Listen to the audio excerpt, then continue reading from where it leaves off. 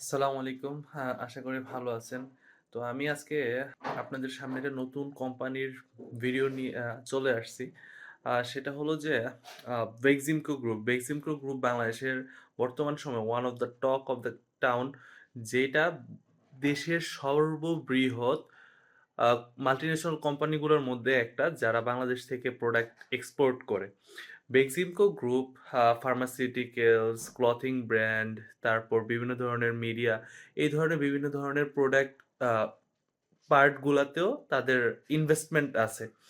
এর পাশাপাশি ১৯৭২ সালে সালমান এফ রহমান ও তার ছোট ভাই এএসএফ রহমানের হাত ধরেই এই কোম্পানিটা বড় হয় এবং ১৯৭০ এর দশকের মাঝামাঝি সময়ে এই কোম্পানিটা $1 মিলিয়ন এইটার রেভিনিউ তারা ক্রস করে ফেলে এবং ২০১০-১১ দিকে তারা $1 বিলিয়ন যে রেভিনিউ সেটা ক্রস করে।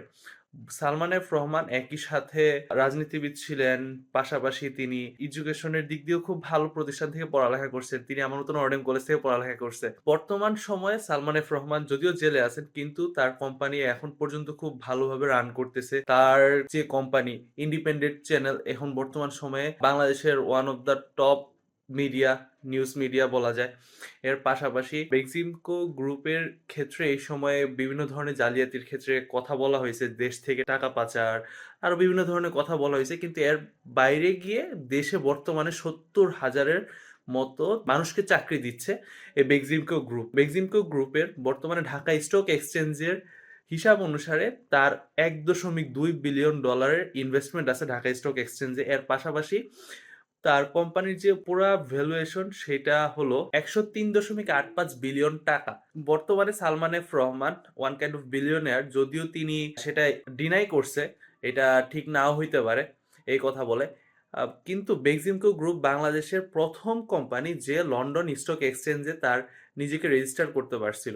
বর্তমানে বেক্সিমকো ফার্মাসিউটিক্যালসের নাকি যখন বাংলাদেশ মধ্যম আয়ের দেশে উন্নীত হইতে যাবে, তখন বাংলাদেশের যে ফার্মাসিউটিক্যালস ইন্ডাস্ট্রিতে সবচেয়ে বড় ধাক্কাটা আসতে যাচ্ছে, এইটা চিন্তা করে বেক্সিমকো গ্রুপ তারা বাংলাদেশ থেকে ইন্ডাস্ট্রিগুলা আফ্রিকায় শিফট করবে, যাতে ওষুধ বাংলাদেশের মানুষকে যে কম দামে ওষুধ সরবরাহ করে এবং সেই জায়গায় বাংলাদেশের মানুষকে বেস্ট বেনিফিট দেয়া, সেটার ক্ষেত্রে তারা চিন্তা করতেছে।